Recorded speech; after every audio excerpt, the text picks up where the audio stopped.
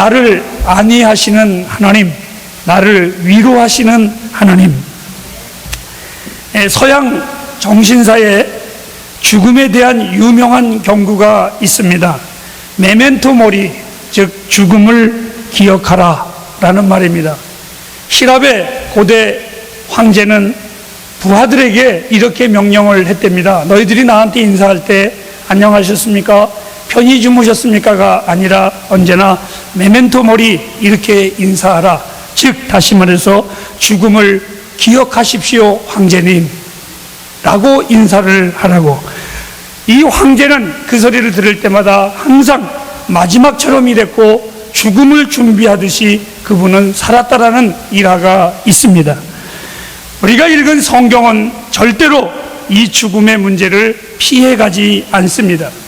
시편 23편 오늘 본문 4절 말씀에 인생을 가리켜서 인생이란 뭐냐? 라고 말했더니 사망의 음침한 골짜기를 거니는 것이 인생이다. 이렇게 단정했습니다. 우리의 하루가 죽음과 더 가까워집니다. 내가 오늘 살아가지만 죽음과 더 가까이 가는 것입니다. 내가 내일 또 일어나지만 삶과 가까이 가는 것이 아니라 죽음과 또 하루를 가까이 가는 것입니다. 인생의 여정에서 어두운 징조들을 때때로 우리의 삶 속에 많이 만납니다. 바로 그런 시간들이 사망의 음침한 골짜기를 통과하는 시간이다. 저는 이렇게 표현을 합니다. 목자가 양떼를 이끌고 산악지대의 높은 정상을 향해서, 초원을 향해서 나아갑니다. 이것을 보고 매사라고 표현을 하지요. 그 길을 갈 때가 양들에게는 가장 위험한 시간이라고 합니다. 왜? 한겨울이 지나서 그 푸른 초장을 이미 목자가 방문해서 어디에 있구나 라는 것을 알고 그것을 양떼를 이끌기 위해서는 녹아내리는 때로는 눈사태도 위험이 있고 또는 굴러떨어지는 바위 조각에도 위험이 도사리도 있고 때로는 어딘지 모르게 봄에 피어나는 폭풀의 위험성도 있습니다. 그리고 한겨울 동안 새로운 양식을 먹지 못하는 들짐승들의 호악한 울음소리가 그 양떼의 주변에 언제나 도사리며 쫓아다니기도 합니다. 그리고 냇가는 냇가가 아니라 녹아내린 눈물로 인하여 세찬 강물로 변하고 지형이 바뀌기 때문에 목자가 그 양들을 이끌고 가는 것이 쉬운 일은 아니라고 합니다. 우리 인생을 아주 편안하게 안주할 수만은 없습니다. 이랬던 저랬던 힘들어도 우리는 먼 여행길을, 우리 인생길을 준비해야만 합니다. 왜요? 우리는 머지않아 그 누구도 피할 수 없이 그 골짜기에 또 아니면 그 초장에 정상에 우리는 도달하기 때문에 그렇습니다. 선한 목자이신 주님은 제자들에게 요한복음 16장 33절에 이렇게 말했습니다. 세상에서는 너희가 환난을 당하나 담대하라, 내가 세상을 이기었노라. 즉 제자들이 가야 할 여행이 만만치 않다라는 여행임을 분명히 주님은 알고 계셨고 이것을 제자들에게 알려주시고 너희들은 그 위험한 길을 가야 하는 준비하는 자의 삶을 살으라고 말씀해 주신 것입니다. 오늘 우리가 읽은 이 본절은 내가 요단강 가까이 갈 때까지 기억하고 싶은 내용이기도 합니다.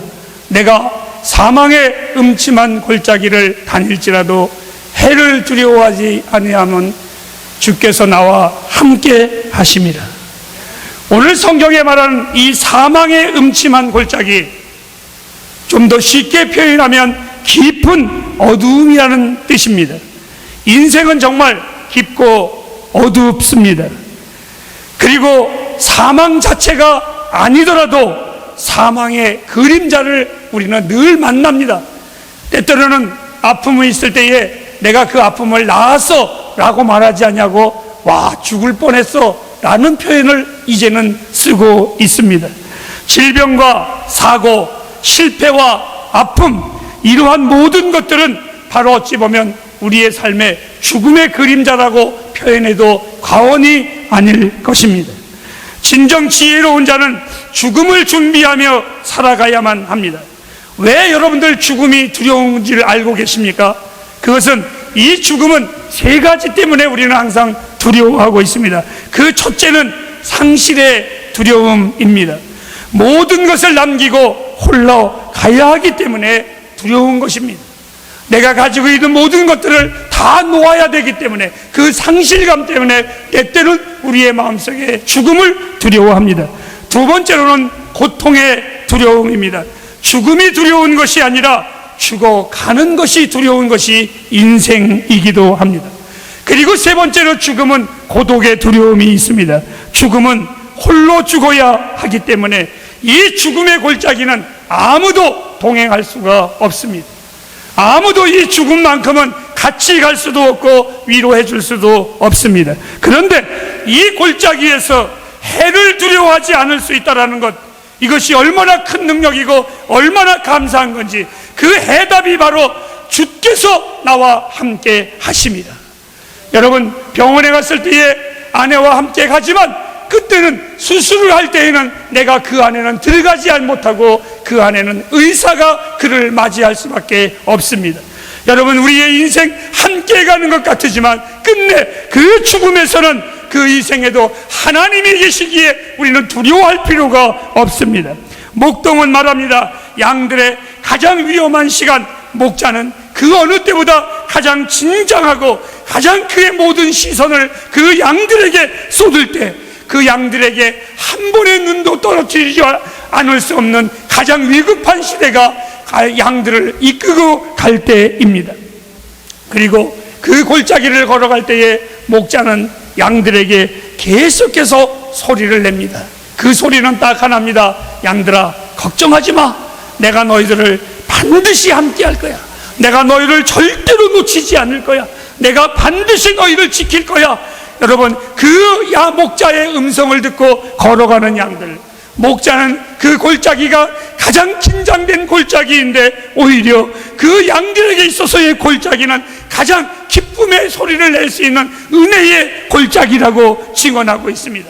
그렇습니다. 사망의 골짜기는 우리 인생들에게, 그리스도인들에게는 은혜를 경험하는 골짜기가 됨을 저는 믿습니다. 여호와는 나의 목자시니 양들에게 내린 처방은 목자가 딱 하나입니다. 내가 너희들과 함께하마. 이것이 양들에게는 가장 안전한 것입니다. 요한복음 14장 18절 말씀에 내가 너희를 고아와 같이 버려두지 아니하고 너희에게로 오리라 라고 말씀을 하셨습니다. 그랬으면 됐습니다. 주님이 함께 하시면 된 것입니다. 나의 작은 인생에도 깊은 골짜기, 사망의 골짜기를 만날 때도 있고 눈물의 골짜기를 만날 때도 있었습니다. 때로는 내 인생의 두려움의 골짜기를 만날 때도 있었고, 앞으로도 이 골짜기는 없어지는 것이 아니라 또 다른 내 인생의 앞에 골짜기가 있을 수도 있을 것입니다. 하지만 내가 사망의 음침한 골짜기를 다닐지라도 해맞음을 두려워하지 않는 것은 주께서 나와 함께 하십니다. 저는 지난 수년 전에도 하나님이 나와 지금까지 함께 하셨습니다. 오늘 이 하나님의 말씀은 17년도인가요? 아니, 지난 3년 전에도 제가 이 말씀을 전했습니다. 그때에도 하나님은 나의 목자이셨듯이 지금도 하나님은 나의 목자이십니다. 사랑하는 햇불가정 여러분, 우리의 목자이신 하나님, 전능하신 하나님이십니다. 우리를 사랑하시되 독생자를 죽기까지 하시는 여호와 하나님이십니다. 그분이 함께 하시면 우리의 사망의 두려움이란 넉넉히 이길 수가 있습니다. 그러므로 부탁합니다. 때와 장소를 가리지 말고 하나님의 위로하심을 붙잡으시기를 바랍니다. 하나님의 안위하심을 믿으시기 바랍니다. 그분은 절대로 우리를 고아와 같이 버려두지 아니하시고 함께 하심을 약속하신 하나님이십니다.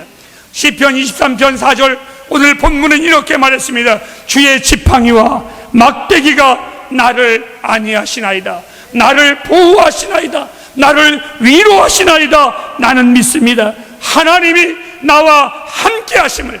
그래서 제가 항상 고백합니다. 세상의 눈치나 보거나 세상에게 치료하게 살고 세상에 굽신거리고 내가 살만한 이유는 없습니다. 나의 보호자는 세상이 아니라 주님이십니다. 주님이 나의 전능자이십니다.